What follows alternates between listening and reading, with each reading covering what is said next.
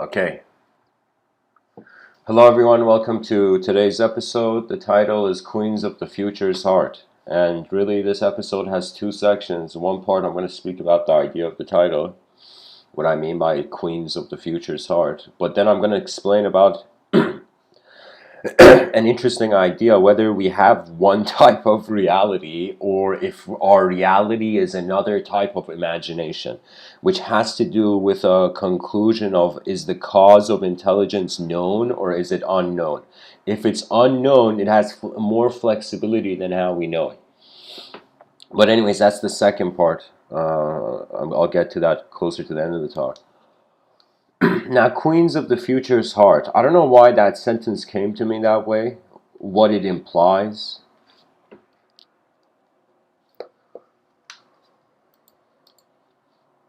But, just a second, folks.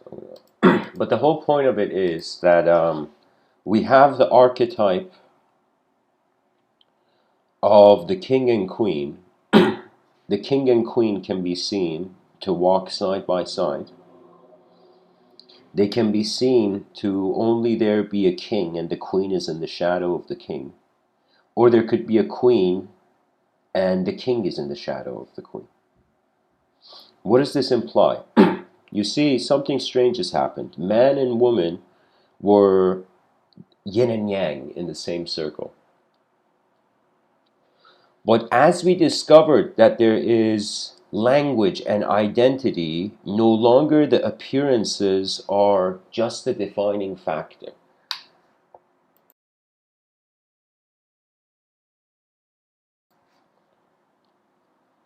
What does that mean? That means the value we have for the archetypes of man and woman has changed as the identity has become more flexible. It's as if our identities in our minds back in the day were like ice. Now they're becoming more liquid. And then in the future, they're going to be gas. There's not going to be an identity. You're going to be like, what do you identify as? You're like, I identify as the void. So I'm saying, so I'm saying that identity, of course, um, it depends on how much the future wants to still see the past. I see it that instead of man and woman having to become equal, of course there's freedom here. You could do anything you want in this world. But I'm saying, like, if instead of us having man and woman become equal, what if we considered that there is the inferior man and there is the superior man, but there is also the inferior woman and the superior woman? Now, what is the difference? We can say the superior man and the superior woman, they have gone through the four Jungian archetypes. They have in some sense incorporated their opposite within themselves.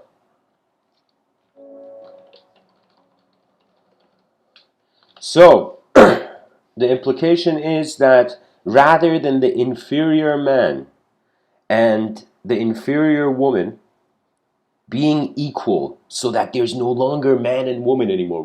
So instead of us getting rid of man and woman, we look at the inferior man and we command the inferior man to serve the superior woman. Do you know? What I mean by that is that men should be trying to bring the better out of women, and women should try to bring the better out, try to find the superior man. Do you know? That means it's like we should all think of it that we all start as inferior men and women, and based on our ability to comprehend, to notice the other ways the dimension moves, then the superior can be found. Now this notion of the inferior man and the inferior woman, I feel that ever since marriage, this could be too bold. Maybe I should reserve judgment here. But pretty much what I'm saying is a queen raised a king, and the king raised queens, and those queens raised kings. And if we can build a civilization rather than archetypes wanting to destroy each other, devour each other, change each other, you know.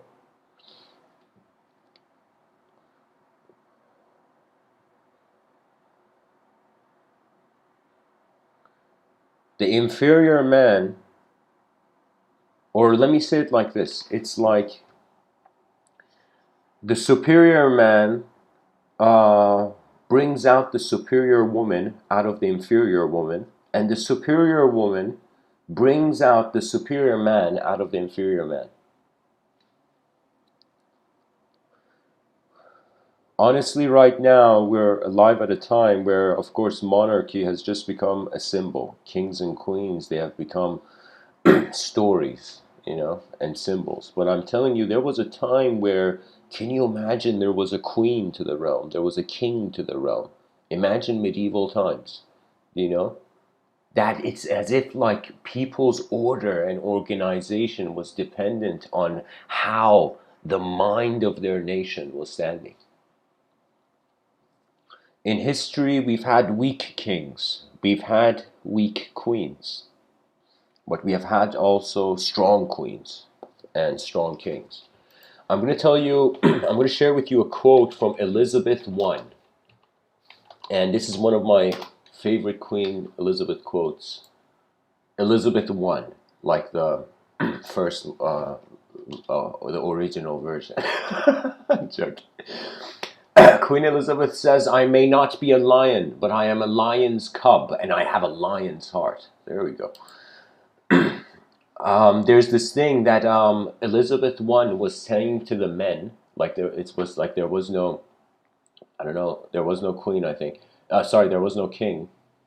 Maybe the king had died then. I'm not sure about the history, but Elizabeth I has this quote where he says, "Fear not, we are of the nature of the lion and cannot descend to the destruction of mice and such small beasts." Do you see? That means it doesn't matter. When you see there is something better, it doesn't matter what kind of ideological system hovers behind the eyes. You know, there is something about like the emergence of the new that makes people chase it. So the queens of the future's heart is really a suggestion that really the men of this world are being raised by the women of this world, and the women of this world are being raised by the men of this world, you know. So a system that reduces these archetypes or tries to nullify them by equating them. Because honestly, if we choose to see the abstraction in identity as firm, that means anybody can identify with anything. That means I could identify with an alien right now, you know? I can identify with a tree. I could say I'm a tree, you know? It's like, yeah. Like the identity can be abstract, but what is the identity based on? So there, we have a freedom, and this kind of allows me to kind of dive into the second part. Is it one reality or two types of imagination? What does that mean?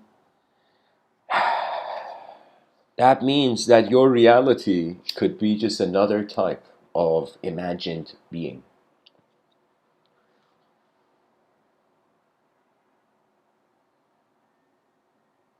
You see that quote from Queen Elizabeth, "I may not be a lion, but I am a lion's cub and I have a lion's heart."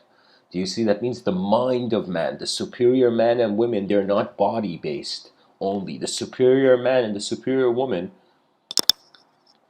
are the journeys. And you say, you know, there's this idea that they say you got to go through many small battles to have a victory. So those people who want victory early, they have no idea what they're doing. You know, they haven't looked at the battlefield yet. But those people who don't want victory, they just want to see what's going on first, they get to see the true value system of the battlefield.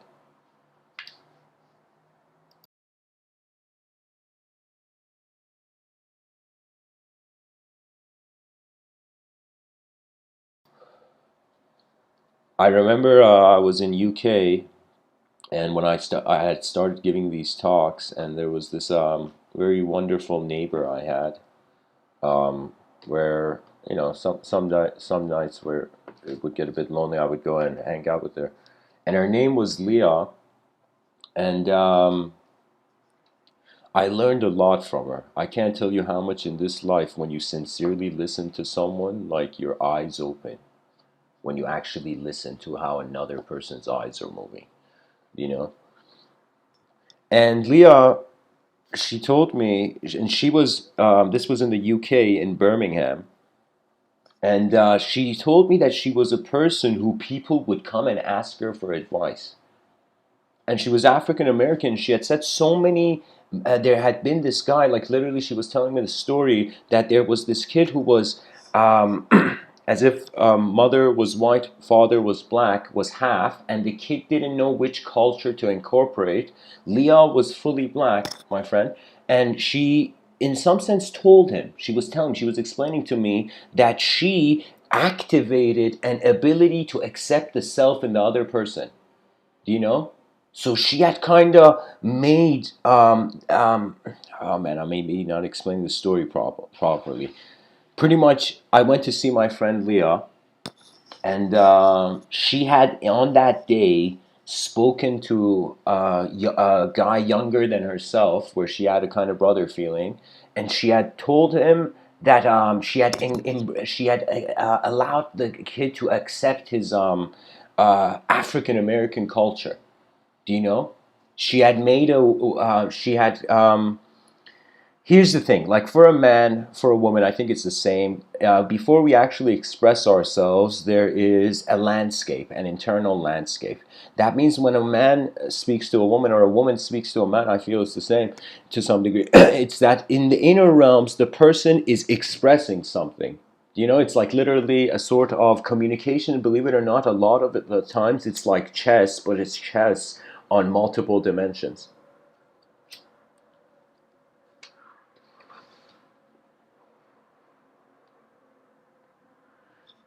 Pretty much, I'm just sharing this notion that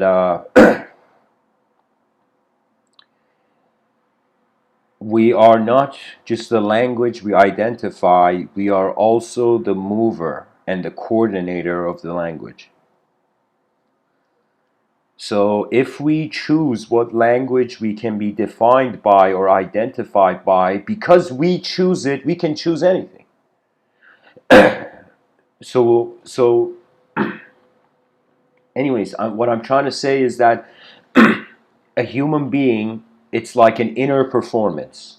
This inner performance leads to an outer performance result, but it's never 100%. Trust me, my talks are perfect in my inner realms. But when I come to share them, they're like tip of the iceberg gets out, you know?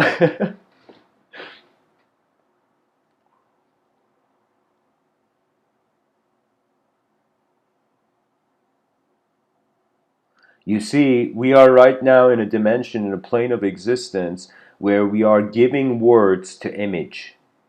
I feel there will be a switcheroo where we will be giving images to words at other states of mind.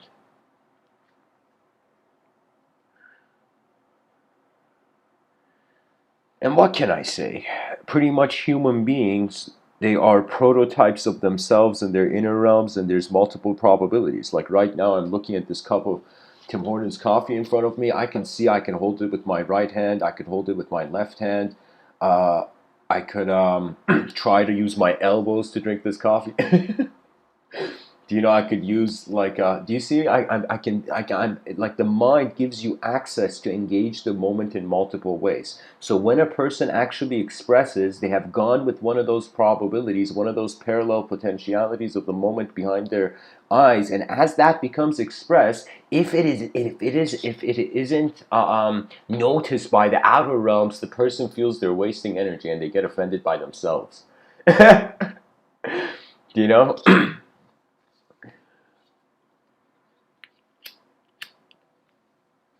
Right now, we are in a passivity between communication, between people. But I feel there will come a point where we will become fierce. Right now, we're communicating like we're on a playground. There will come a time where we will not fear the battlefield, you know. And what this battlefield is the intensity of systems that are not attended to, and they bring inefficiency.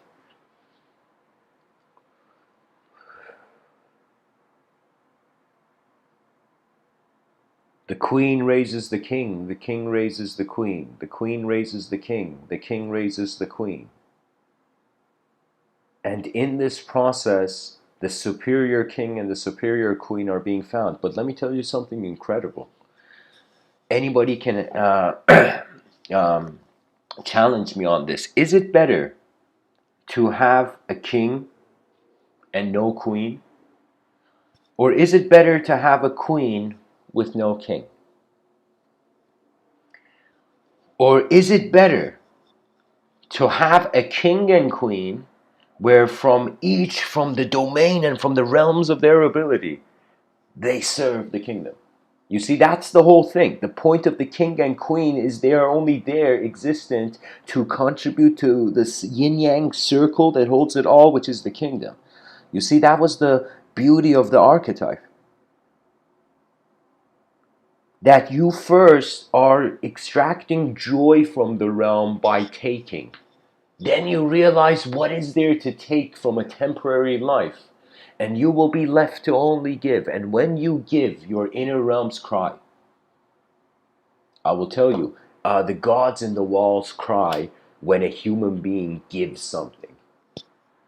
Not like in a sad way they cry. In Vedanta and Vedic times, they would say there's gods listening from the walls, you know.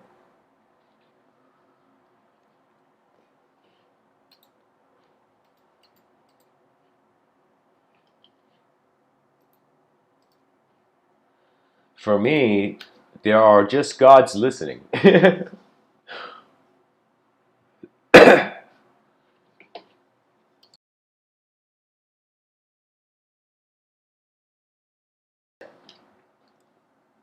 You know, in this life, I've personally never had a sister, you know? But I wondered as if the queen of the realm would most likely be the sister to mankind, you know? And I thought about the levels of psychology, how much of it is a cultural program, how much of actual human personality is the expression of mouth noises. It's just fascinating to me.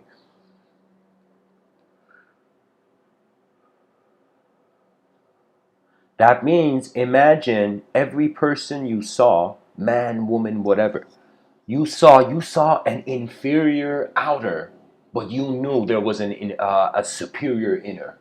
You know, when I see every human being, there was a time you might not believe it. I was walking in this world thinking people are stupid. I was actually thinking people are stupid, not realizing the mind has unknown potential. The mind has unknown potential. The fools of yesterday sometimes are the teachers of tomorrow, do you know? Honestly, there's moments in my life where I'm like, whose life am I living? Am I living the life of an object? Am I living the life of a subject? Am I living the life of a WTF witness, you know? It's like you never hear like,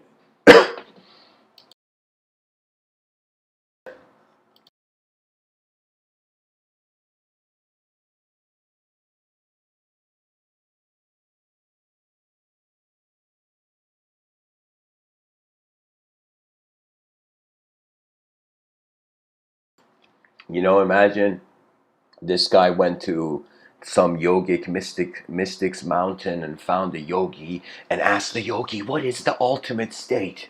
You know, what is the ultimate state called? You know? And the yogi is like, pretty much, man, you come to a moment where you're like, what the fuck is all this? And then you find your real self. That's the ultimate. That's the ultimate. That sometimes when you wonder what else could be there, you're already somewhere else. You know.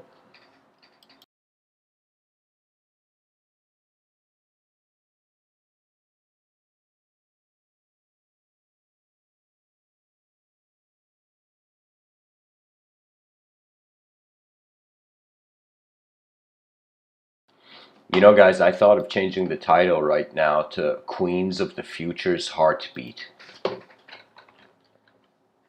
Oh, there's no space. Queens of the Future's Heartbeat. There we go. That's a better title.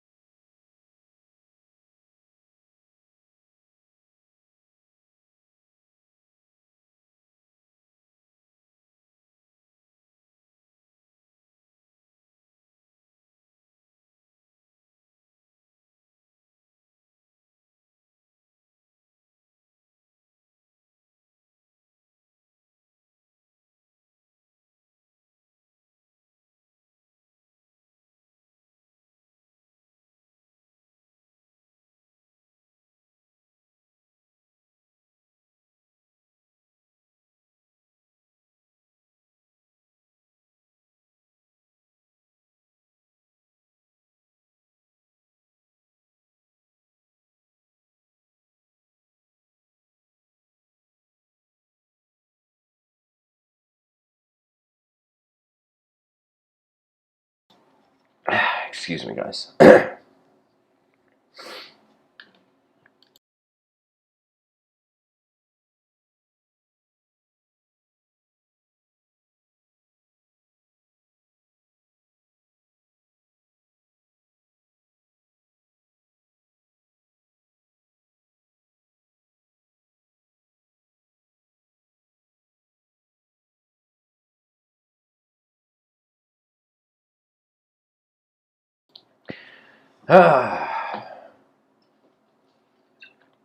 You know, the thing about piloting, whether in the inner realms or outer realms, is that if you don't fear turbulence, you can get through it.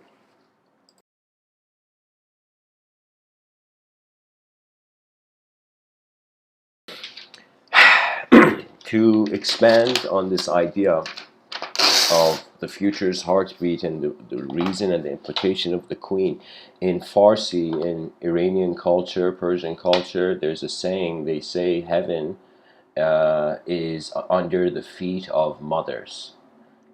And when I think about the mother, that is like the first archetype of the queen in the mind of whoever. Do you know? Now, of course, every person is different. People are like, it's kind of like Texas Hold'em. People are given different hands, and they have to choose if they want to go all in on the hand, or they want to fold and wait for another hand or a different opportunity in life or a different engagement. It's kind of like Einstein says, if you judge a fish by its ability to fly, that fish is going to go its whole life thinking it's stupid.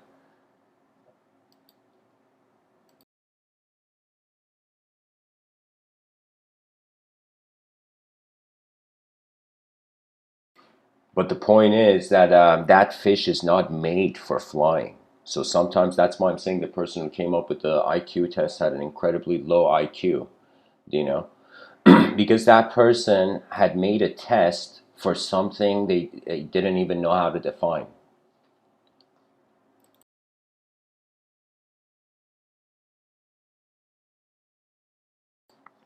Intelligence has to do with awareness and being alert of the moment, really.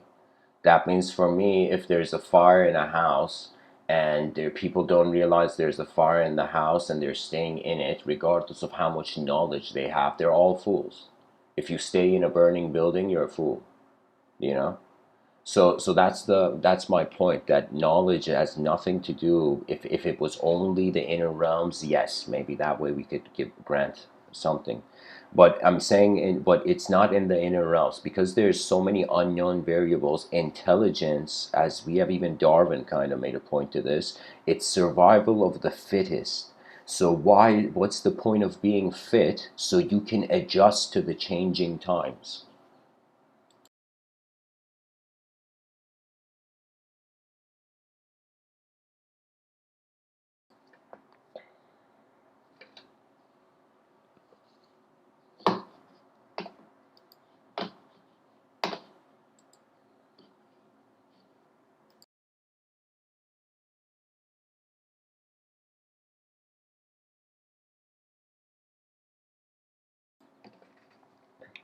The queen is the potential, or back in the day was the potential of the average woman. That means the archetype was like, today girls are learning from like models and magazines. Back in the day, the women of the realm learned from the queen. Now, the king can be said to be the potential of the average man. And if we consider that there is two realms, there is an inner realm and there is an outer realm. The outer realm, I will tell you, the healthiest position to be in the outer realm is to serve your world. So literally wake up to your, this is my algorithm approach to piloting in this plane of existence, that for me, it's any time in the conscious waking state, it's as if I'm at work. You might not believe it, but it's like it's like a multidimensional being goes to work through incarnation. You know? So what I mean by that is that the outer realms, you have to be simple. The outer realms, you have to be simple. You got to let the world sometimes make the first chess moves to see how the world's mind is moving. You know, kind of like you check the weather and then you take a jacket or umbrella.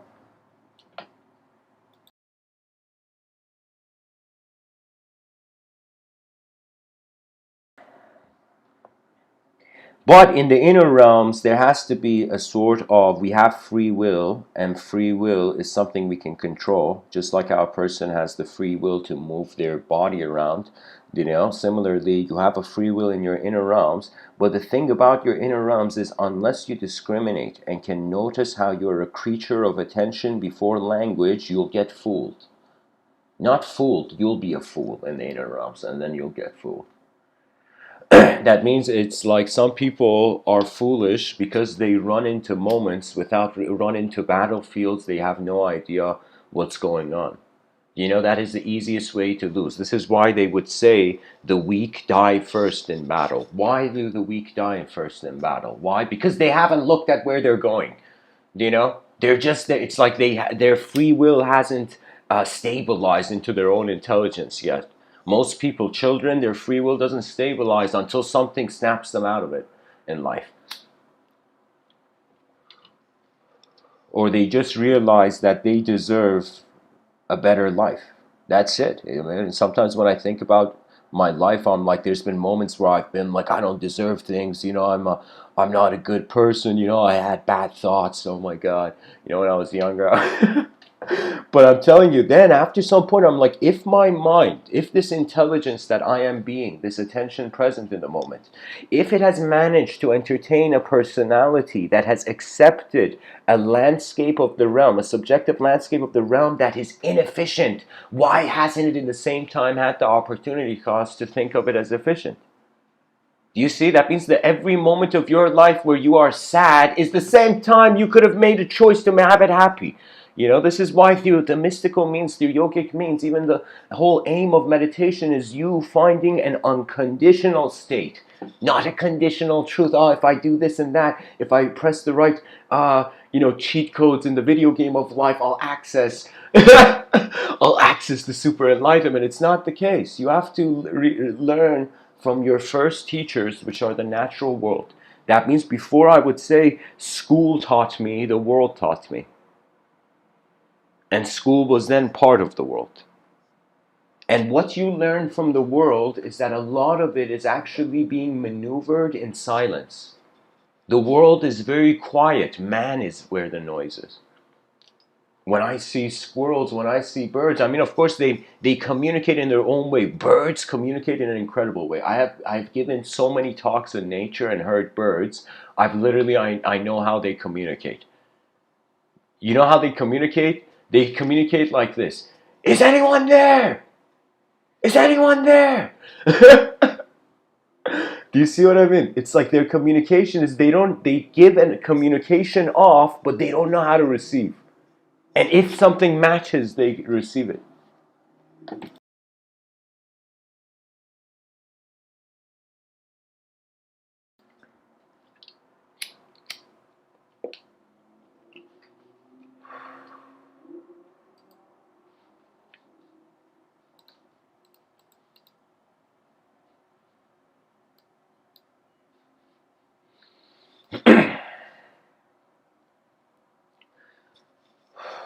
So, in your inner realm, you can be entertain yourself as a king or queen.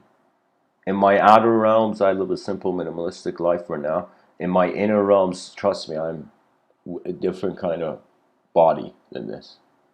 And when I say different kind of body, not abstraction, because you see, reality is limited in meaning to the way it is classified. So if I look at a world and I say the world is only here, free will is an hallucination. If I look at the world and say only free will has been here, then it's also a hallucination, but it's a self hallucination. It's like the reality, the only reality is it, you know? And here's the joy. Here's the joy of the modern human being that, first of all, everybody has an inner realm.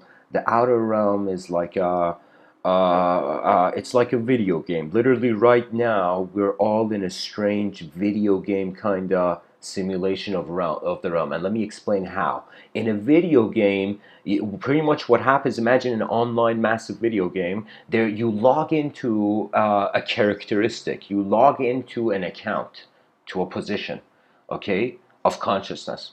And so as you log into the character, you become the character in the video game. Now imagine the character in the video game was the human position and was like, who's moving me? What's moving everything? Who am I? You know, what is this world? Is the world a simulation? The character in the video game, in some sense, is never the character in the video game. It's the person playing it behind the screen. So when we enter the same video game, we are all a similar character of design in it. So the conscious waking state is when an attributeless unknown being enters the video game of a materialistic, of a conscious objective landscape.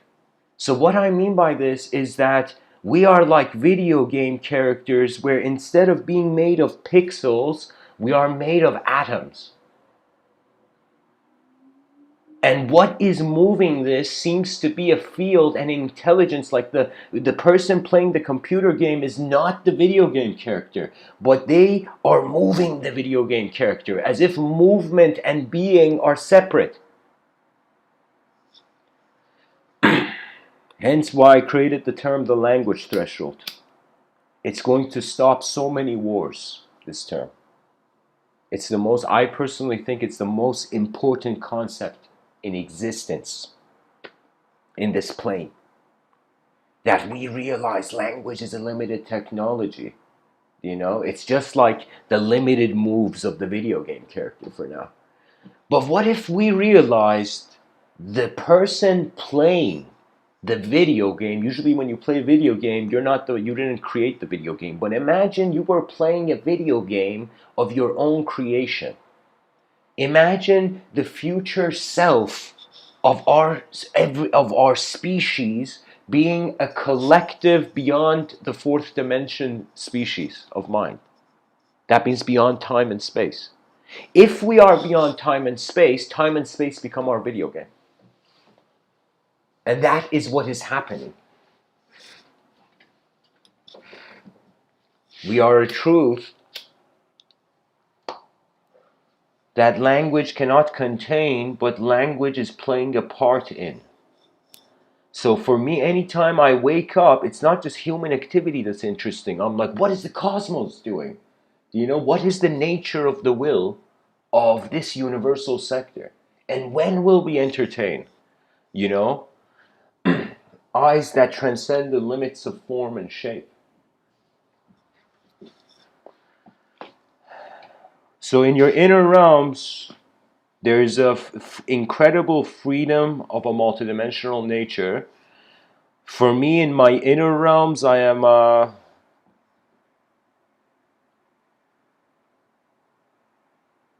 the inner realms are like your attention by the mere whim of its movement is like world generation.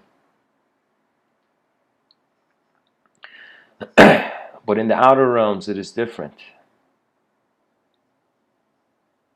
The inner realms are not just based on the outer realms. The inner realms, it's like this notion that when you truly go within, what actually happens is there is no within or without, because what was within was a direct experience. What was without was indirect objects and subjects. So when you go into the direct experience, there is no fragmentation. It's literally us wondering what time is it in an instant. It's like in an instant us wondering how much time has passed. It's like a paradox, you know? So there is an instantaneity. And I feel that there's two approaches. Either we take the long way where you where you step out of the linguistic simulation through the singular void, or you step out of the linguistic simulation through the infinite void. I am taking the path of the infinite void because I think communication is going to play a big role in the species. Like, we can't all just meditate in silence and think the design issues of our civilization are going to go away. A lot of things have to be communicated, and we have to change our notion of what kind of, if we saw ourselves, imagine like in the UN, some person came one day and was like, hey everybody, how about we see ourselves as tourists of manifestation with the unknown potential of a sort of multidimensionality at work in the psyche. You know, and people would be like, wow, what a revolutionary idea. If we're tourists, then we should, rather than focus on building civilization, focus on increasing the quality of the experience of the tourism. So imagine an advanced civilization becomes literally like a giant touring agency, and it's like, okay, human beings are entering this world. This world is big. There's the outer realms, there's the inner realms. Human beings, they need to travel. So the first thing an advanced civilization will make it very easy to travel everywhere. Because the life of a person, you deserve more than, like, the world is so big, yet there isn't an access to a lot of it, you know?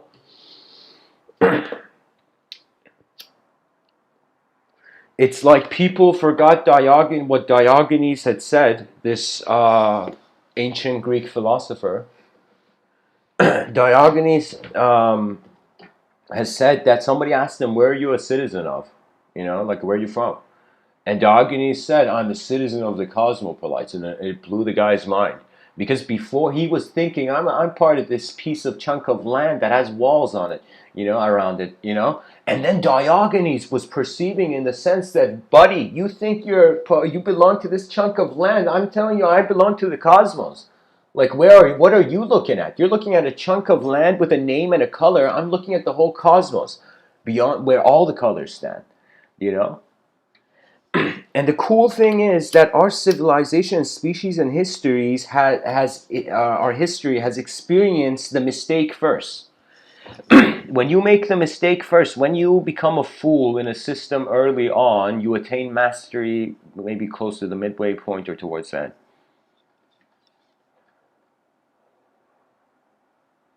Anybody who fears themselves to be a fool, you fear being foolish, you can never see the new.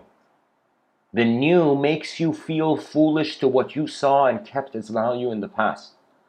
So there is a kind of phase where anything anybody does that they have never experienced before, obviously there is no acquaintance with it, so there is a high probability of failure or foolishness. But the whole point of that is that that becomes the first experience. So failure is an invitation towards mastery. And people have been crying over failure rather than be like, holy shit, I got this kind of reference of experience. Now, if I have these references of experience, how can I advance?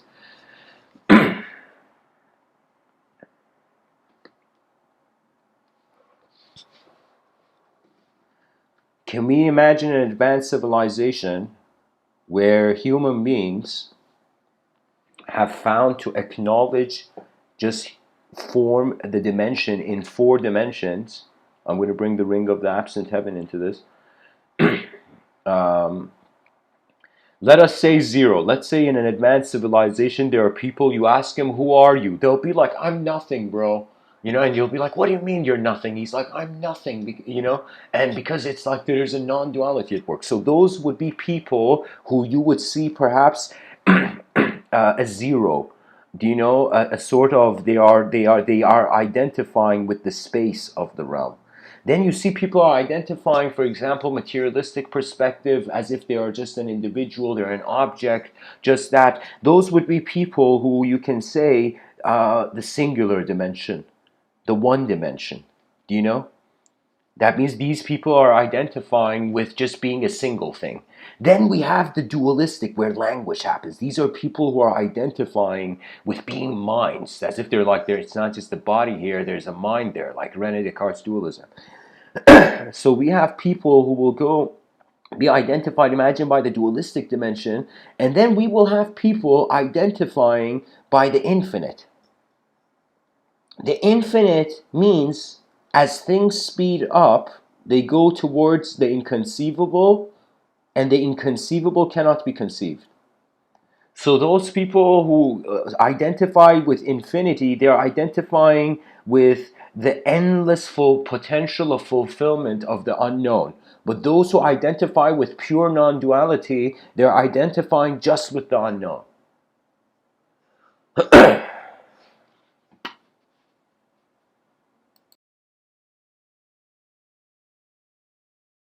Because the only difference between Zen and Buddhism, you can say, Zen Buddhism compared to, let's say, other religions, is that other religions, they saw more of a personality to the universe.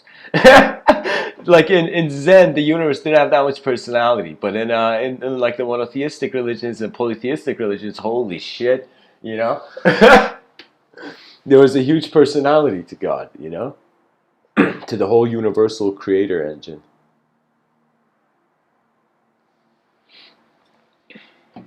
Intelligent engine.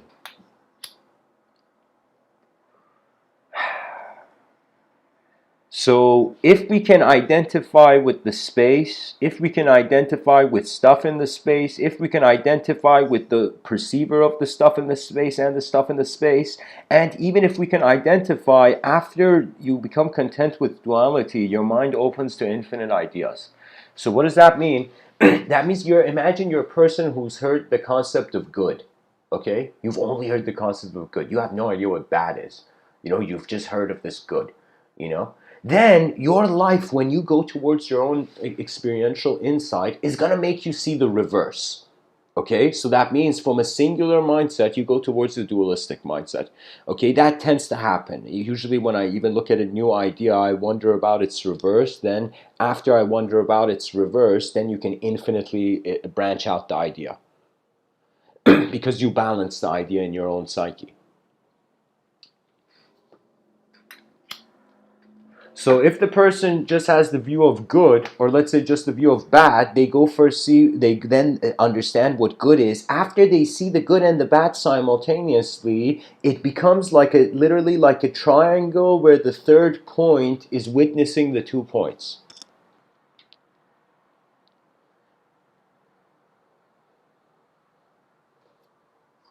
When chaos and order become the wings of the mind that move at the same time, or at the same moment beyond time,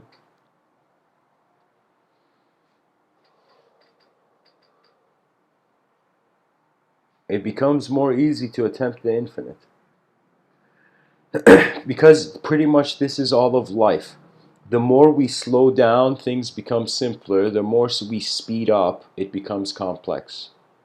Now, if we think about ultimately speeding up, we reach a complexity that is inconceivable. When we think about ultimately slowing down, we reach a void that never moved.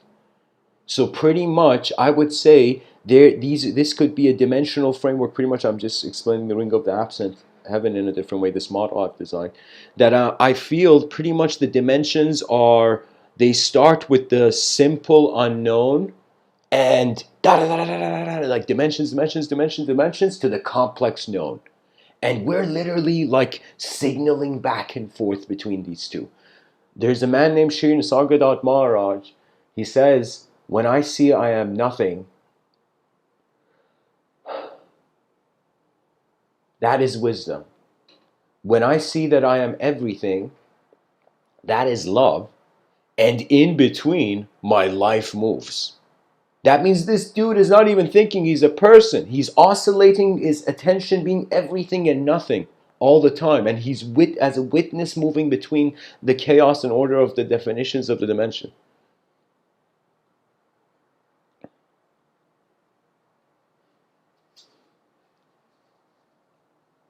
Imagine there was this little kid, and imagine a meteor was hitting this earth, and the parents were crying, and they're like, "Oh, everything's over." And the little kid's like, "What's wrong?" And the parents are like, "A meteor is coming. Haven't you paid attention, kid?" And the kid's like, "I got this." And imagine the kid goes, before the meteor comes, the kid shouts at the meteor, "Get out of here, meteor!" And the meteor gets offended and gets out of here. Literally just changes orbit. And we didn't realize that meteors had minds and we could talk to them. Imagine, I'm saying, of course. I feel that emptiness is the mind of the higher dimensions. Fullness and matter is the body of the lower dimensions.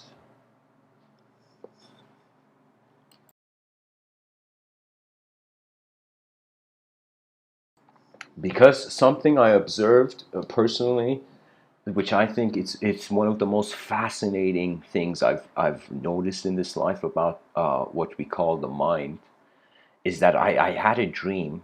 I mean, I've shared this often, but I'm gonna share it again. I had this dream where in the dream I could move left and right, okay, and then I woke up. I had conscious free will in the dream. I woke up and then I'm like, okay, what does this mean? This means that when my body was just existing in the bed, my mind created a body that I could move in itself. So what this means is the mind is living a life over the body. This is the only reason we can look at matter and realize that it's just matter. So you can say it's like human beings have not contacted aliens, but they have discovered that they are not just humans. We have contacted an inner state that is not, I would not say local. It's literally like the mind is living its life. And right now, I mean, I've learned to not touch the question after a while, but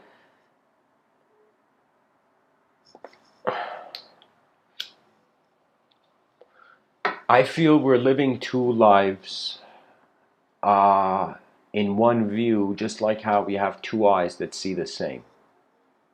And I feel that the body's life is very obvious. The body was like a rent-a-car, you know. But the mind's rent-a-karma, you know.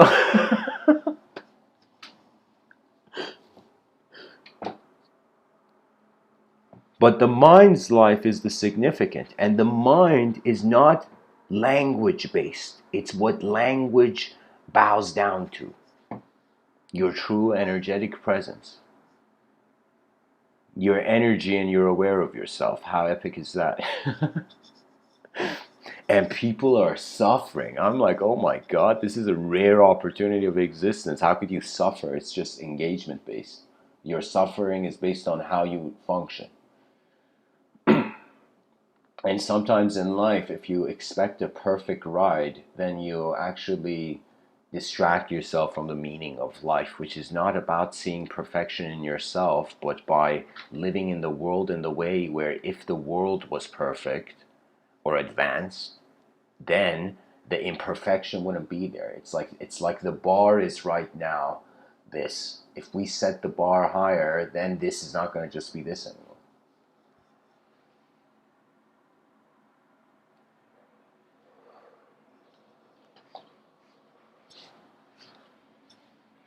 I noticed something that I was looking at the App Store, you know, and I noticed there's so many programs, so many games and apps made in the App Store that is promoting uh, see, like the issue, there's nothing wrong with labor, but if the mind like a muscle doesn't move in the day by exploring new dimensions, it's literally like people like here's the thing. I mean, every task is honorable. We have to build the body of civilized and advanced civilization. We have to build the mind of an advanced civilization. But the issue with labor is that there could be not novelty. That means it's like the best job to have is a job that in some sense new dimensions. You're getting new experiences as you're doing the job, you know. But a job where the person's literally doing what a robot can is not enough. And that's a testament to the system. That's a testament to the system. Not human being. Not all human beings have the same DNA, same kind of intelligence, same kind of capacity. But we're building one kind of civilization with one kind of acceptance of a value of what it means to contribute. Do you know? I honestly feel there's going to be a huge renaissance, a multidimensional renaissance. People are just going to be like, no way, language was a mask on our face. You know, and our new experiences will generate new language if we care to bring them in, introduce our experiences to the linguistic simulation. You know, back in the day, there was hunter-gatherer societies. Some dude would go find, like, I don't know, berries or something, and everybody would have a blueberry or a blackberry. You know? So, and so as everybody had blackberries, the technology, literally the civilization, the hunter-gatherer society would update. It'd be like, no way, like berries unlocked for the hunter-gatherer tribe. Now I'm saying we have to do the same hunter-gatherer thing, but for the concrete jungle, for the mind. It is not enough to just be an object here. There is more work. There is so much work to do here. That means even if a person dismisses their own value completely and their own self-worth, it will be a situation where if you dismiss your own self-worth, it's at least let the civilization assist the civilization, do you know? And it's just the system. I'm telling you, we just need some lions to roar playfully in the streets of mankind. The mind is so advanced. It is honestly a gift from the gods. It's like, who knew Thor's hammer was behind our eyes? And life is like Excalibur. It's something where you have to grip the moment and raise it out of its past. So Excalibur is I could see it as a metaphor for the new novelty. And think of it this way: the inner realms and the outer realms.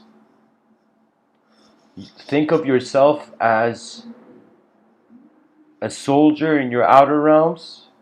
I perceive it this way, that in the outer realms I keep the archetype simple. In the inner realms I entertain complex archetypes. In my inner realm, sometimes even before I give these talks, I have an inner event take place where I just close my eyes for a moment and an emotion visits me. And this emotion is like literally a sphere where within it there is endless patterns. I don't know how to tell you, but I'm telling you, the mind is. We should stop thinking of it as an object and a subject, and we should think of it as communication means unknown living worlds are interacting.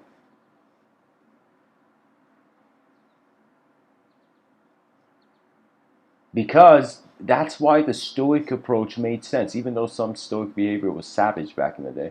But I'm saying, like, the Stoics realized that your attitude to life had more of an influence to your karma than you thinking you getting something or finding some secret instruction.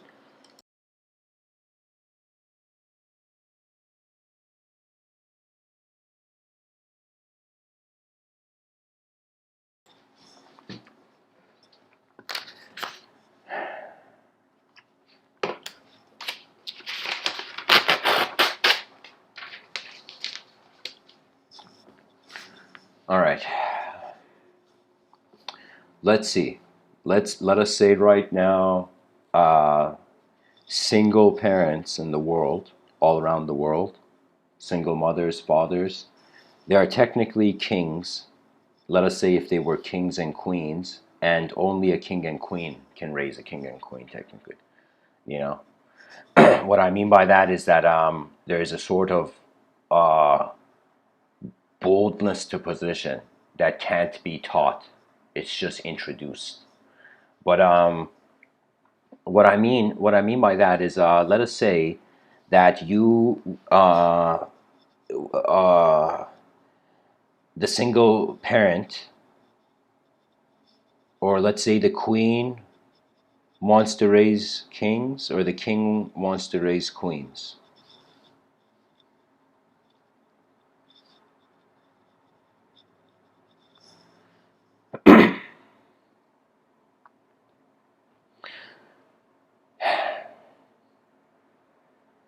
I'm trying to think how much Jungian psychology I bring as an intervention here.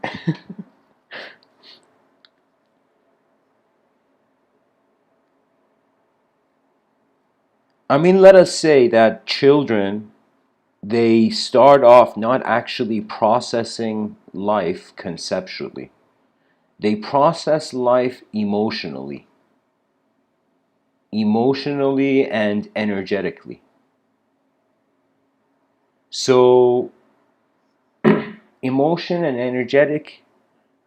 I mean, before a child has an like an identity, individual identity to itself, it's just a movement of energy and just spontaneous emotion. But when the identity establishes, then it depends on how much the child can listen. So speaking to a child that their attention is not in the room, technically is you're speaking to yourself, and the child's like, "What's going on?"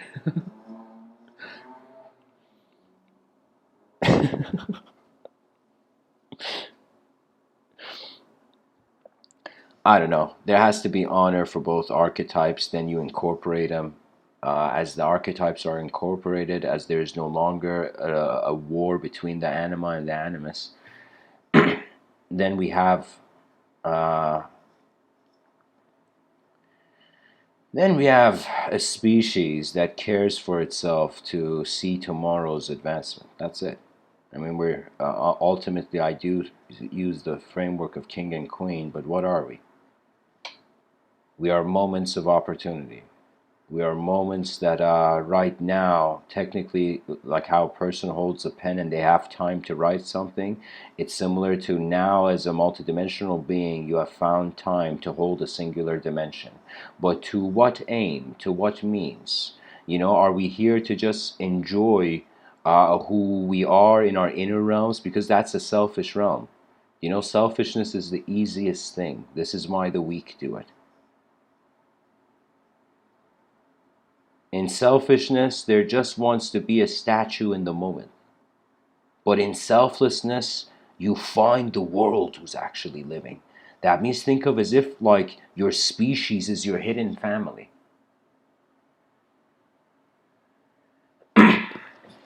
Right now, the species is a stranger to itself. Right now, human beings, it's easy for them to see another human being suffer and walk past it. There will be a time where, imagine, you get offended that a human being is on the street. That means it's like, imagine we have alien contact, but we still haven't, like, we're working with alien civilizations, but we haven't still fixed our poverty situation on this planet. Right now, I think that the government, all governments in the world, they just need to watch the Superman movies. They need to watch the Superman movies until they suddenly get a revelation that the future civilization will never take, will endlessly give. I see, like, in a period of 100% by, I think, 223 years, let's say, from now, there would be no such thing as governments. Technology would be doing the processing of all the best options of leading human beings. And for the first time, human beings will learn to appreciate the world they're in before running to play a game with it.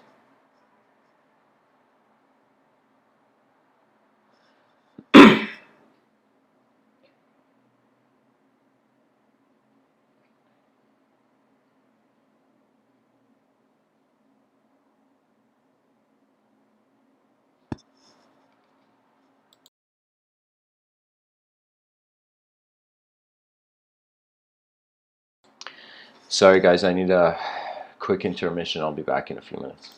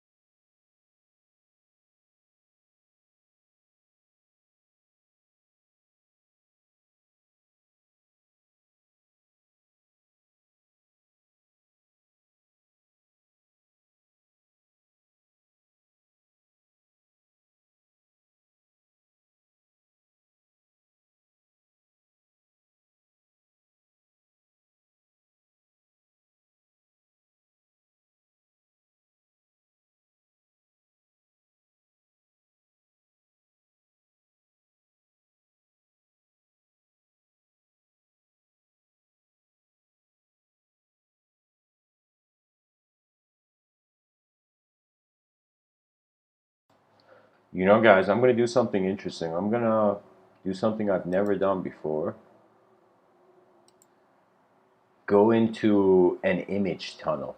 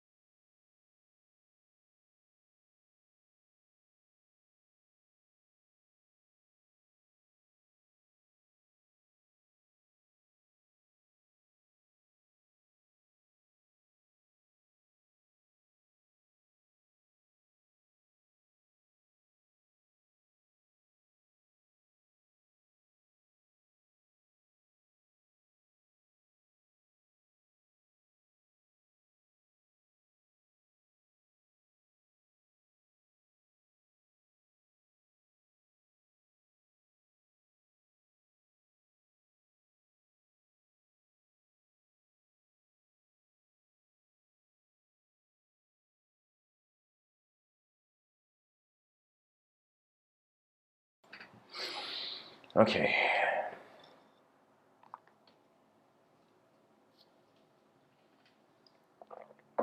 All right.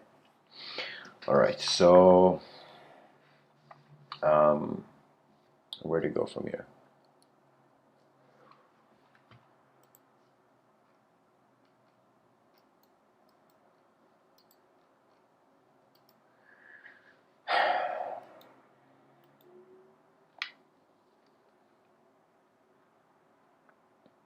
We can say,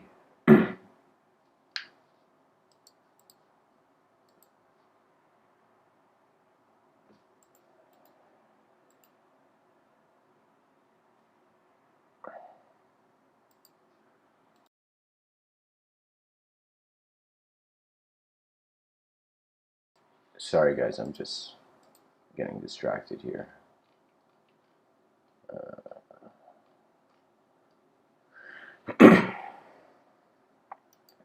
Okay, whatever. Let's go with this. I'm choosing a song. All right.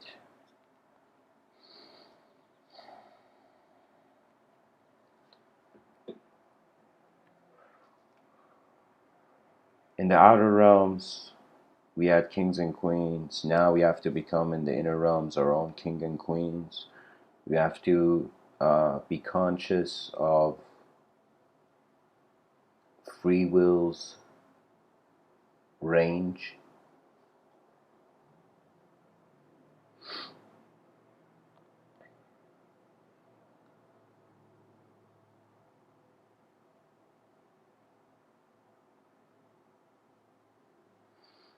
And ultimately, beyond free will crowning itself through language, it will be.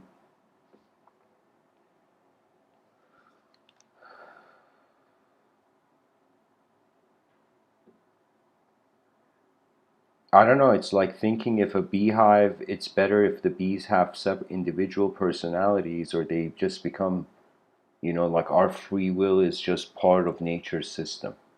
Like we don't even see free will as our free will. So we can say the true king and queen is is nature, the natural world, the elements, the forces, the laws of nature.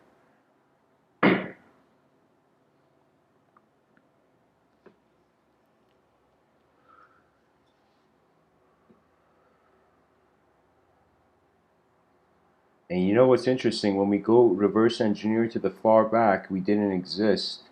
When we reverse engineer to, not reverse engineer, when we engineer forward towards the future, we don't exist either. We can't conceive our own experience of existence. So right now is the only true access to a self and a realm. So we can say even like the present is where the past and future are written on, you know.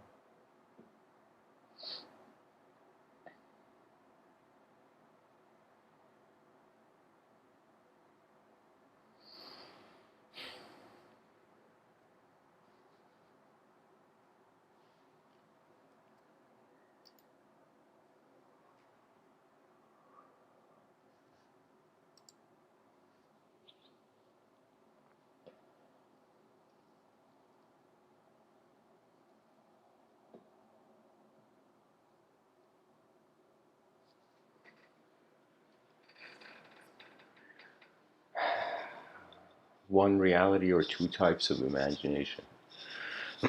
So if a human being, let's say you want to be a king or queen in the inner realms, so you want to entertain that notion, entertain a sort of existential royalty to the inner realms,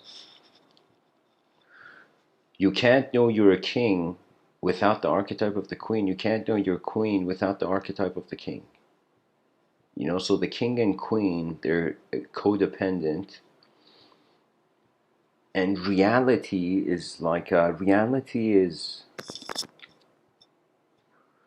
I think we have no other way of knowing what is real than identifying it as singular.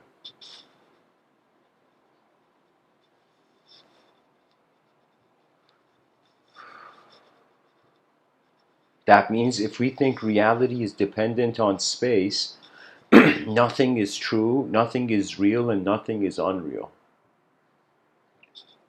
But if it's just reality and everything else is considered a illusion or simulation after that, then it's like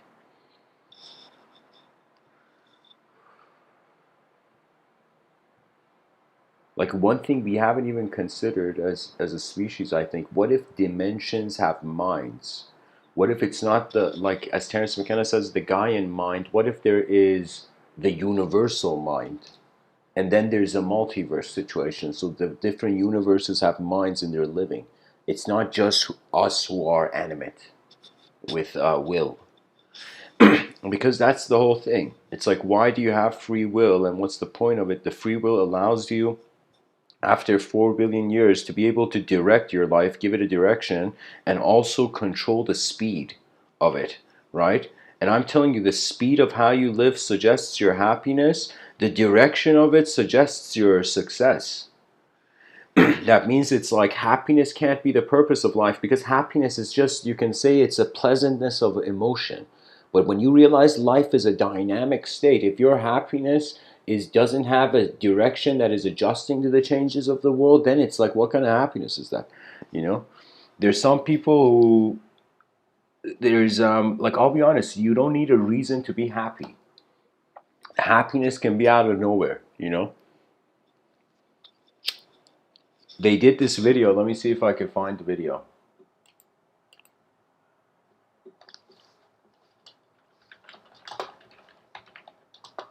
Some YouTuber had made this channel where they just go to people and they call them beautiful and they see their reactions on their faces and whatever. Do you know what I mean? Here, I found it. And when you see this YouTube video, you'll be like, oh my god, this thing of Mr.Within is saying about the inner realms and the outer realms is so accurate. You're going to see it. Because, in the inner realms, we don't see ourselves as people see from the outer realms. Like, we don't have people's eyes. When you realize that, there comes this strange humility and this strange equanimity and equality of there being first an unknown similarity and then known differences arising, you know?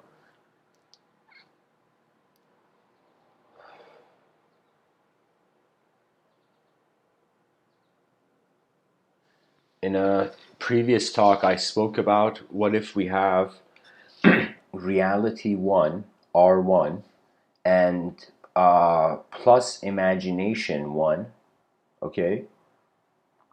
So I1 and reality 1, imagine these two added together equals reality 2.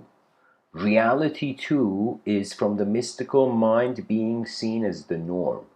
So for the mystic, non-duality was here before the duality. So non-duality is like the nature of the realm, right? That means before we had an idea, or we were an idea, or we had the capacity through language to engage ourselves as a character in a story, with a biography, with a vision, even with dreams of afterlife or whatever, so we see it's like before we were a creature of language, there was a silent movement from the unconscious world to the unconscious self.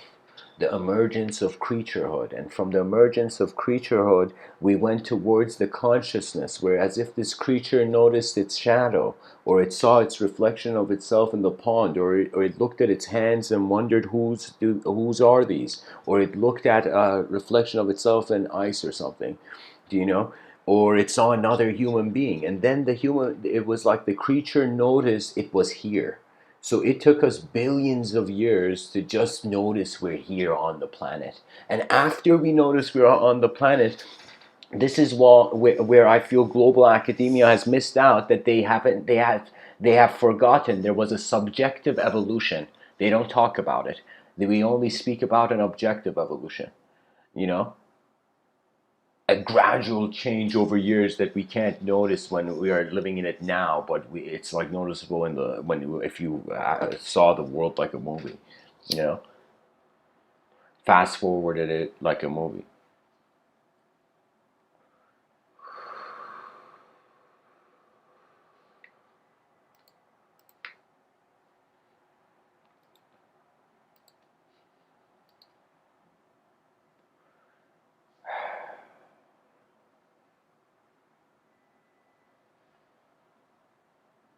Once the advanced communicator notices the inseparability of the advancement of their own communication with their universal sector. What that means is when you realize you're as advanced as your vision is, and if in your vision there is something not advanced, think of it like a checklist.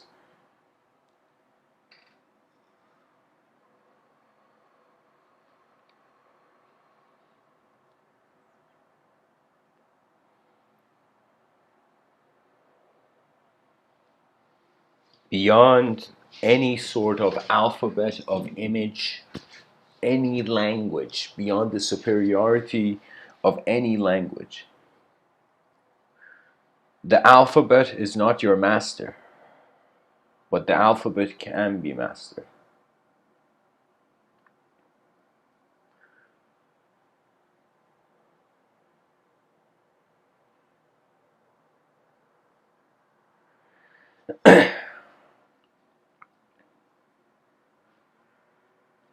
Dylan, if I see your comment in the chat section, if you could rephrase both of your comments into one question, I can respond to that.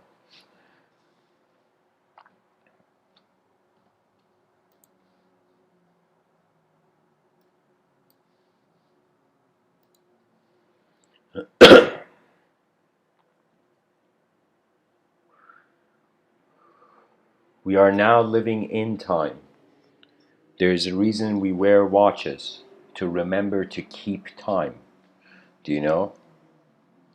There's a reason people celebrate the New Year at different times, showing again the abstraction of time. Time is by nature a multidimensional idea. The notion of being aware that you have a past, you have a future, and all of it happening in the present is a multidimensional inner realm activity. So you can say time is not a concept, it's a state.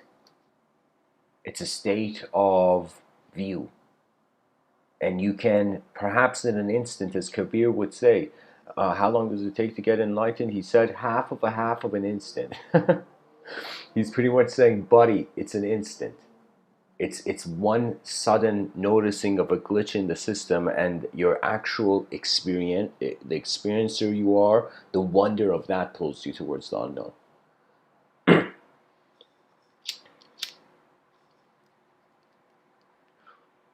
Because the path to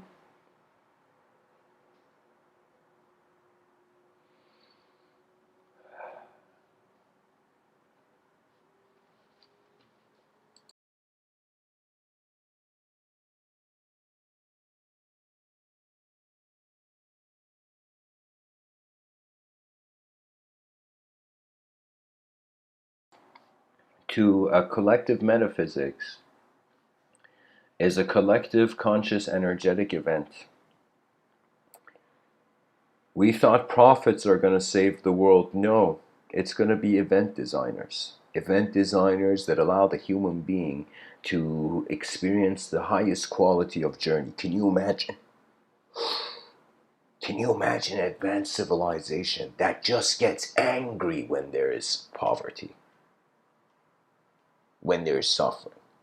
Because here's the thing, it's like it's inevitable suffering. Of course, we're temporary beings, but it's not inevitable. Like we can totally change the quality of experience.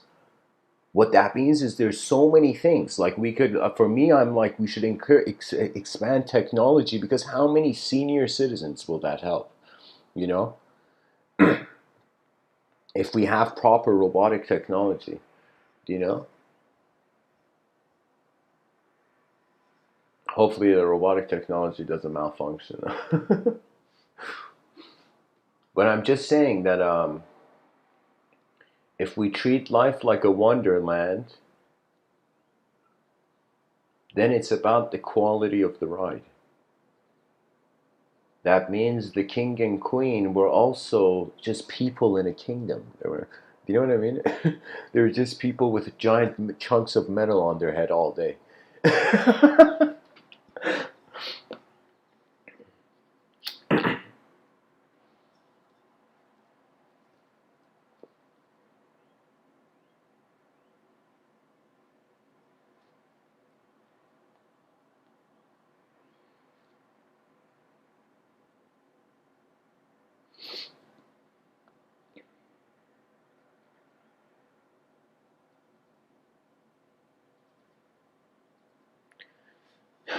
And what can be a better teacher than being alone with the cosmos that you're in once physically?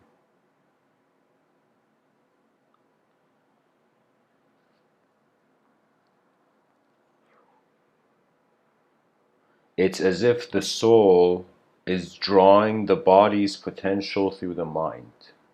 And if the soul is seen as 100% unknown, and the body is seen as 100% known, and the mind is seen as the bridge in between, it's all the journey of attention and through the cosmic heartbeat, you know.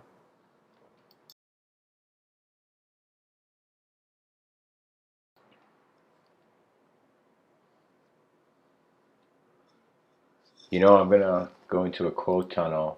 I said an imagery tunnel, but I realize it's not practical.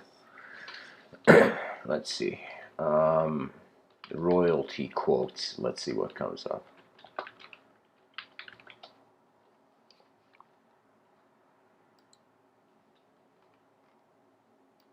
So, top 25 royalty quotes.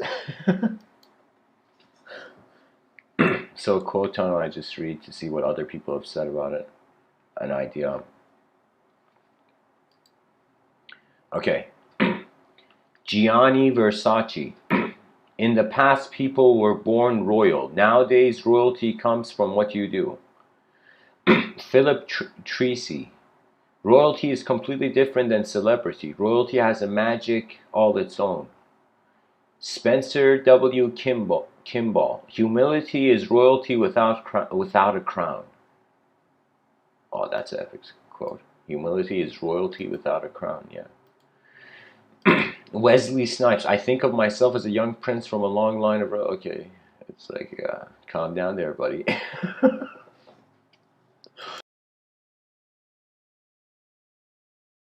Royalty. Bill Johnson says royalty is my identity, servanthood is my assignment, intimacy with God is my life source. Prince Charles, all the time I feel I must justify my existence.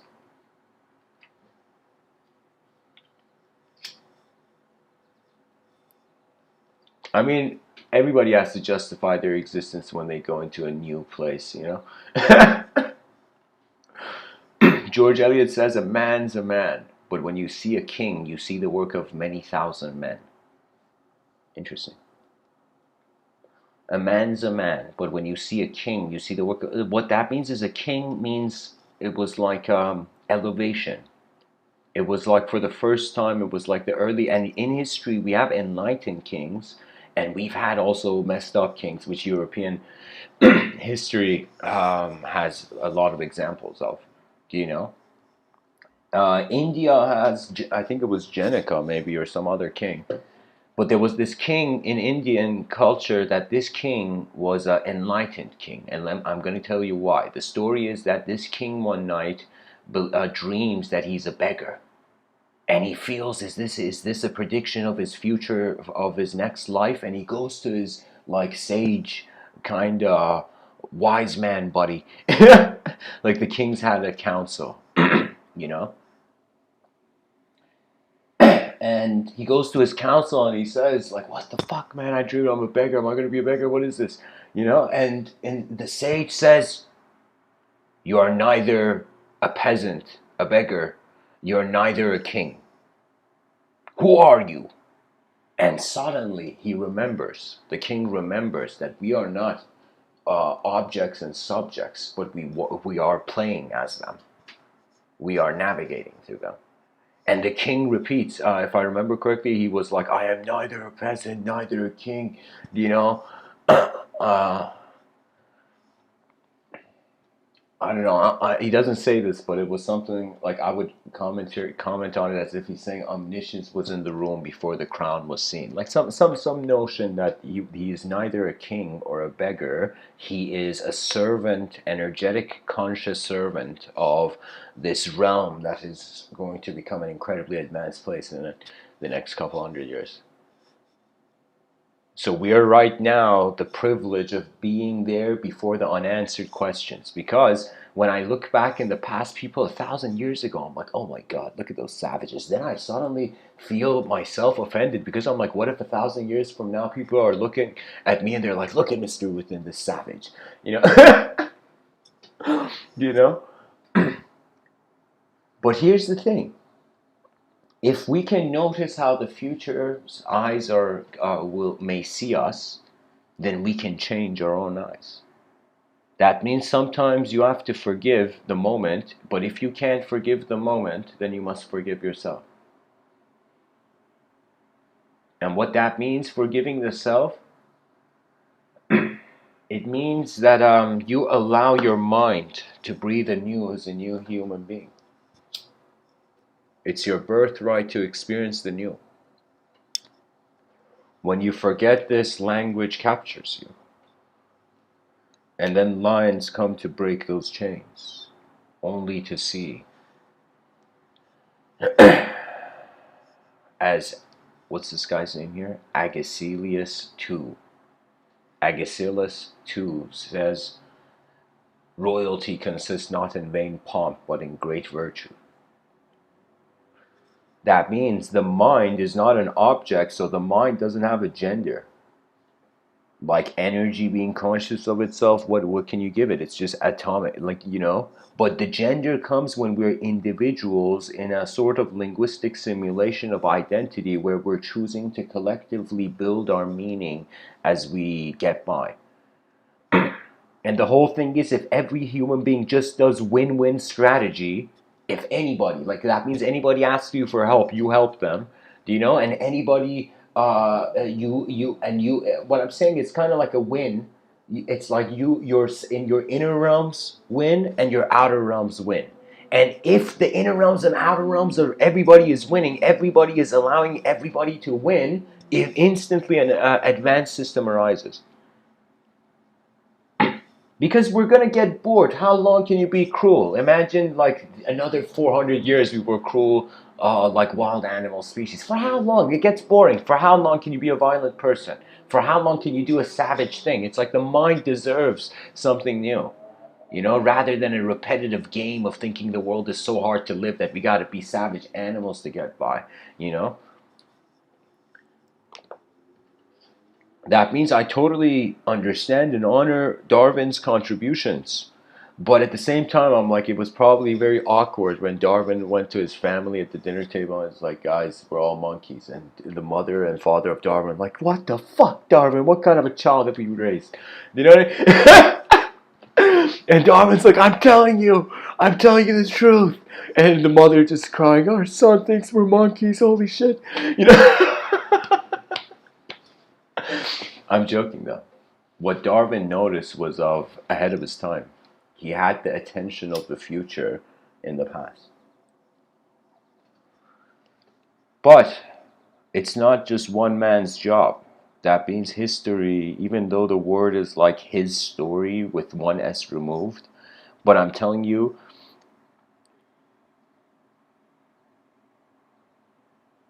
It's just that it's not one man's story. It's just that when we live and when we share, the mind and body of civilization advances. But if we choose to deny our own nature in the world that is natural, that has allowed us to be here, that means when you look at animals, I noticed something astonishing. Why does a person get nervous on stage? Why are people shy? Why do we have the notions of the introvert and extrovert and all that simulated language? When you look at an animal like a squirrel and a bird, they're just being. It's like they don't have an opinion on their energy. They don't have an opinion on their body. They don't have an opinion on their karma. They're just being there. They're natural. It's as if it's like a hidden language it's a language of our natural design.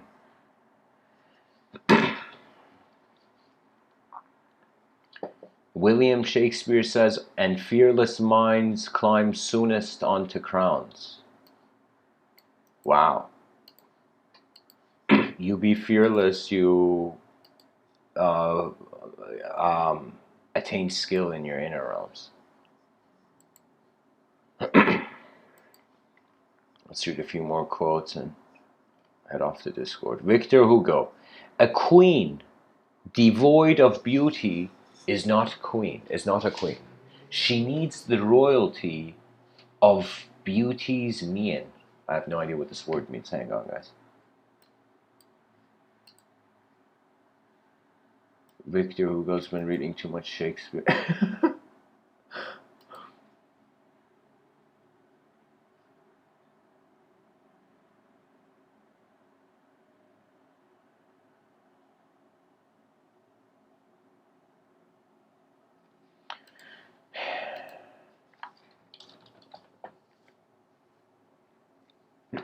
Oh, a person's appearance or manner. M-I-E-N, mean. Who knew? Oh, demeanor, is that how you... No, no, demeanor is spelled differently. Okay, anyways, guys. A queen devoid of beauty is not a queen. She needs the royalty of beauty's mean. What does that mean? That means it's like, it's not about how you look on the outside. You're a mind. Everybody's a mind. You gotta like kind of look at your mind. Then you'll notice other people have minds too, and then it becomes an advanced civilization. Where men are not objectifying women and women are not subjectifying men. You know.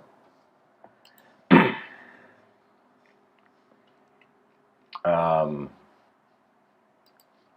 or vice versa. What was I looking for here? One last quote, and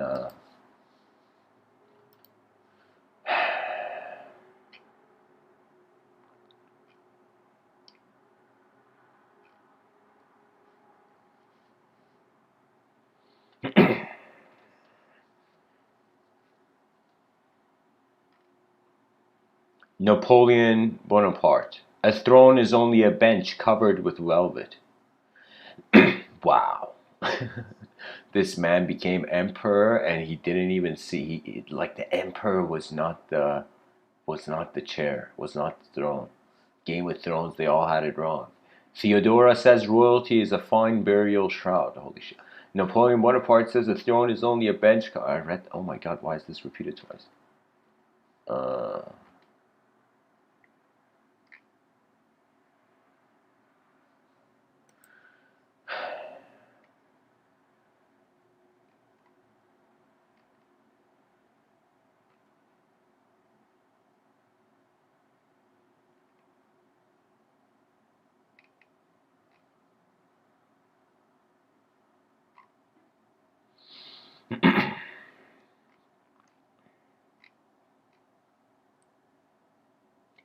William Shakespeare says princes have but their titles for their glories, an outward honor for an inward toil, and for unfelt imaginations they often feel a world of restless cares.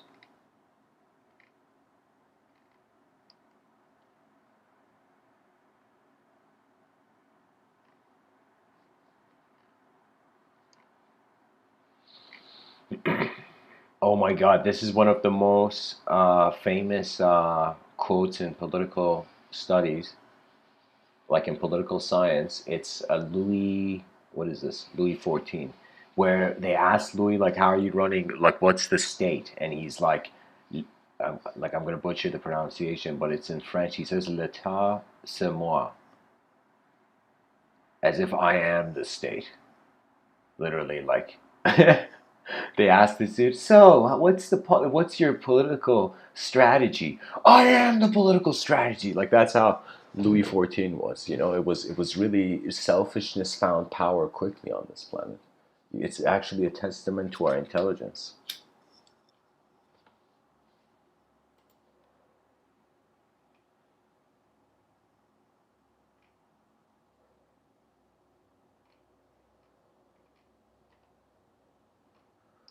Lord Chesterfield. As kings are begotten and born like other men, it is to be presumed that they are of the human species, and perhaps had they the same education they might prove like other men. But flattered from their cradles, their hearts are corrupted, and their heads are turned, so that they seem to be a species by themselves. Flattery cannot be too strong for them, drunk with it from their infancy. Like older drinkers, they require dreams.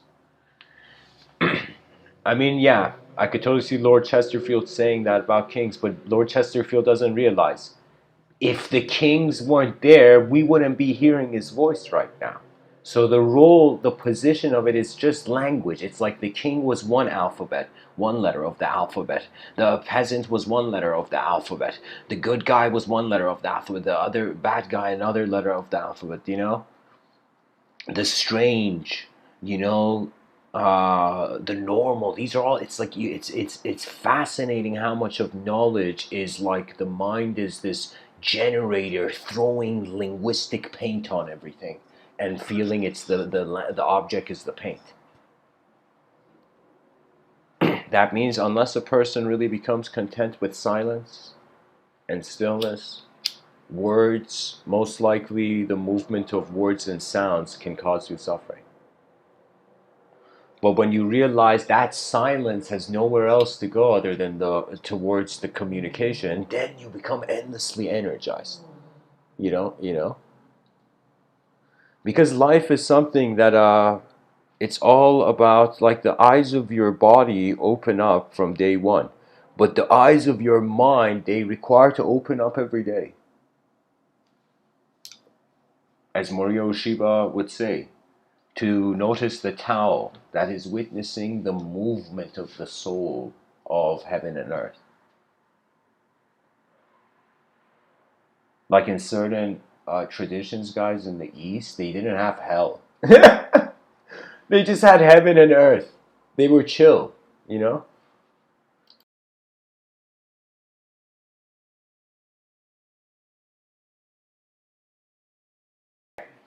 For me, in my modern eyes, I can say that heaven and earth has become the outer realms and the inner realms. All my metaphysics comes to this. That means if somebody says, "What do you believe in?" I'll be like, "I definitely don't believe in belief," you know? Because what's the point of believing something that is incomplete? You usually, if you want to make a chess move, if you want to do anything in this life, it's as if the person wants to see the completion of it. At first, here's the thing. At first, in whatever practice and art form you do, you shouldn't care about your style. You should care about the mechanics and the function of what you're doing. After the function and the mechanics have become second nature, then you can bring in style. So I'll give you an example. For me, for example, years before I gave these talks, like I think 3 years before, no, not 3 years. Yeah, 3 years, you can say.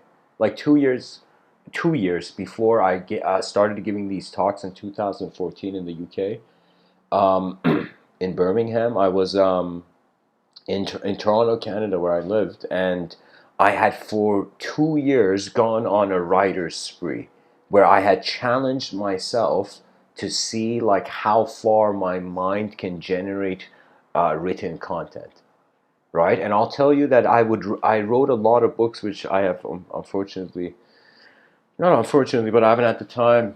Hopefully, I'll get to it. But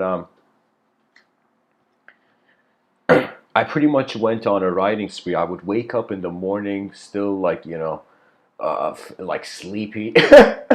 You don't know how many days, this was in 2012 and 13, pretty much my life, where I would wake up in the morning and I I would wake up in the morning and I would go. I had a chair. I had put two chairs in front of one another, and I had put a laptop on a chair where it was recording. And I would go sit there, and in that semi-sleep state, I had gotten inspired by Salvador Dali, this surreal painter, who he would draw in a semi-sleep state. You know, so I would wake up early in the morning, kind of like still sleepy, you know, and and I would go and sit at this chair, and I would close my eyes, and I would, in that moment, start narrating a book. I was pretty much vocally writing I started writing my inner realms vocally, you know. So a lot of my books, I've just spoken them into existence, you know, and some of the books I've written them, with the hand, you know. And it's like after you write a lot of sentences, what happens? After you do something a lot, it becomes again this thing that it becomes second nature. So you don't think about it. Imagine you're writing a sentence, and let's say you want to be a writer. So you start off with first writing a sentence. Okay, the first sentence you write some sentence, the first sentence usually isn't your own sentence. If you've never, if you're not conscious of your own inner realms, it's not your first sentence. And but imagine you start first, you're paying attention to how you're holding the pen, then you're paying attention to what you're writing, then you have written so much where you're not thinking about your hand, the ink on the page anymore. You can even have like just your eyes semi-open, just a little bit open, just to see the ink on the page, and just in your inner realms emotionally experience something, and your hand writes it. You see, it's a testament to the intelligence of the mover of the moment. If we think we are the mover of the moment, the world, it's a solipsis dilemma. Do you know, if we think the outside of us something is moving, it's a nihilistic dilemma. So man is you can say it's perhaps it's the rare opportunity to notice that existence is an opportunity.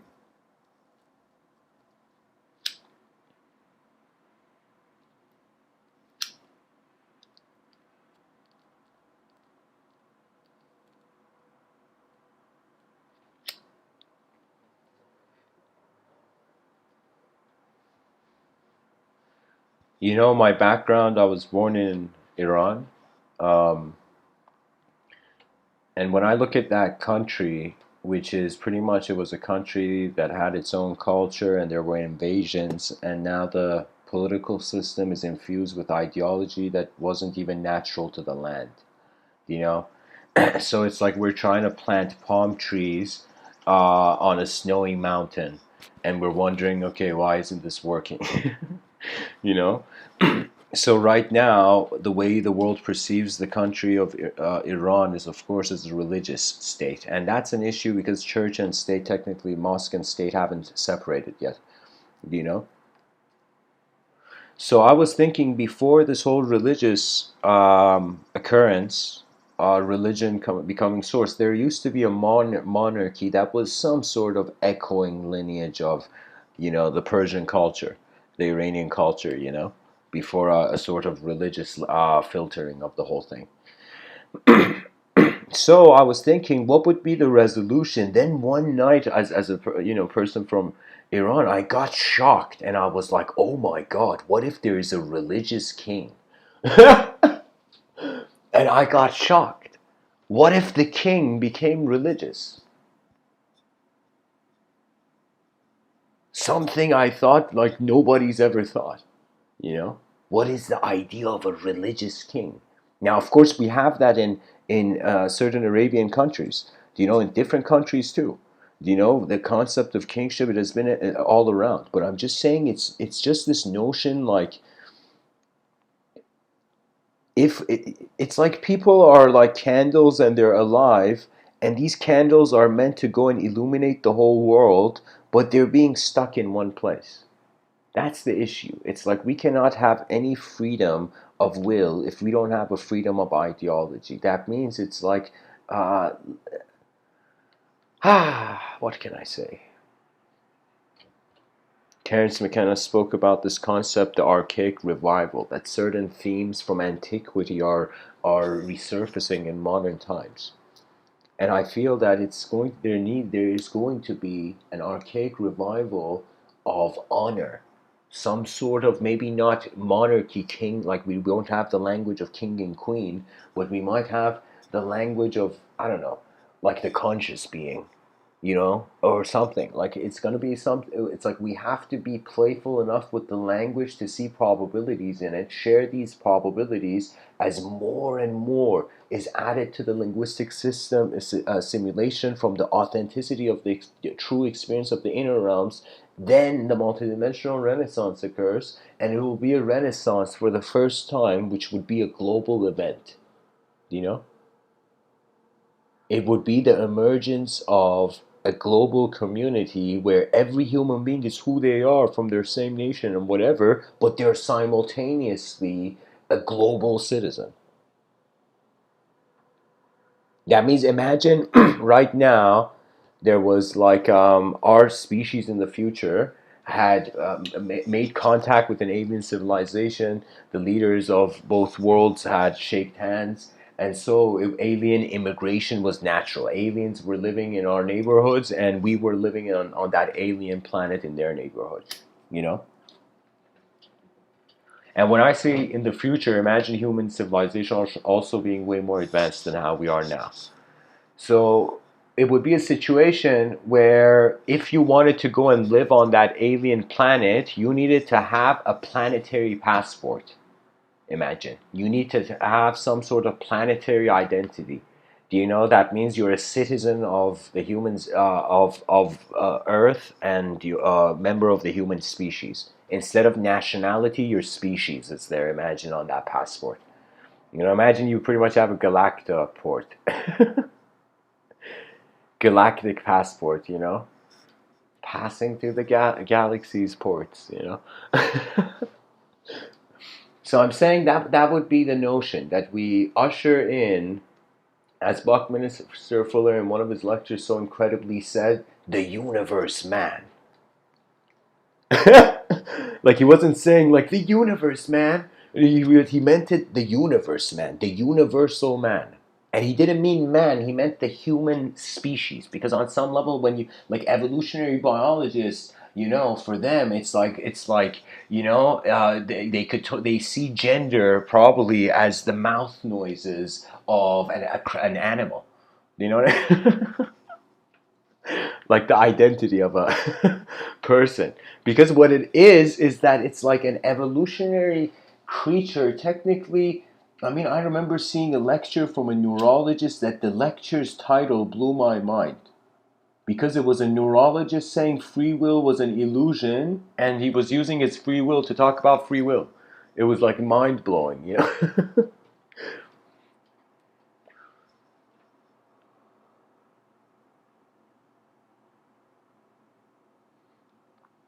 Imagine in the future there develops emptiness cultures and fullness cultures. Cultures that value emptiness more than what's full. They're trying to neutralize everything through the void. And fullness cultures are trying to uh, amplify things through the infinite.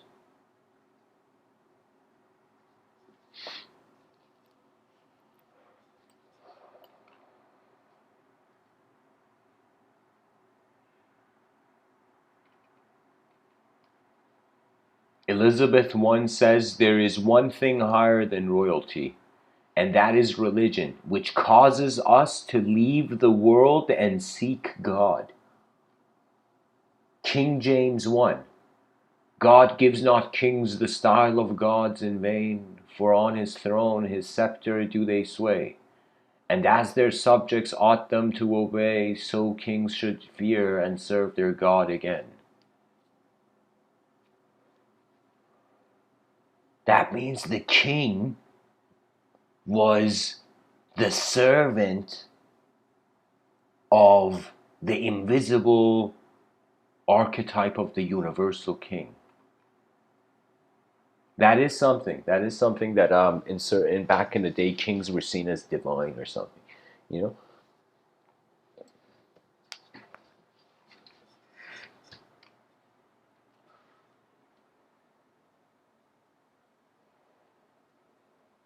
Robert Waterman McChesney. In many respects, we now live in a society that is only formally democratic, as the great mass of citizens have minimal say on the major public issues of the day, and such issues are scarcely debated at all in any meaningful sense in the electoral arena. In our society, corporations and the wealthy enjoy a power every bit as immense as that assumed to have been enjoyed by the lords and royalty of feudal times. Walter uh, Bagehot, Bagehot, bag art. I don't know. Walter B. says the best reason why monarchy is a strong government is that it is an intelligible government. The mass of mankind understand it, and they hardly anywhere in the world understand any other. I think the whole point of the monarchy was a system of government that was based on human form. You know, back in the day, humans, it's like there was no other kind of government other than the king, you know, royalty. So that was sort of like, uh, I'm just thinking, right? It was like we saw kings that were like pretty much a-holes to the kingdom. But then right now, because life is becoming unnatural, I think we're looking to human nature for our answers. This is why information just from a process, like just in a book, is not enough. We're looking for experiences. Why a lot of people, beyond the linguistic simulation, are going towards the mystical experience. That if there is truth, perhaps it's not a concept, perhaps it's an event that requires participation and piloting.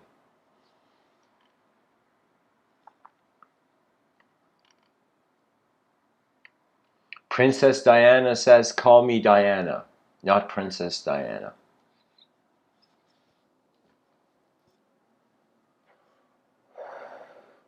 The wisdom of the heart of a queen. You see, there is two ways people stand in the world. One is like physically, you could go see how you're standing like that in the mirror. But if you wanted to see how you're standing behind your eyes, honestly, you'll notice it's just attention in a moment and you direct it. That's the whole point of free will. It can move. So people are like, what's the meaning of life? To make moves, man, to make moves. Anyways, guys, thanks for listening. I hope this episode was helpful. I'm going to share the Discord link. Don't be shy. Feel free to join the discussion. But let us envision a future where we have freedom of speech, which technically means we must have freedom to envision. You know? I mean, two options. Weak civilization, strong civilization. And when we realize we make the choice, that is it. You know?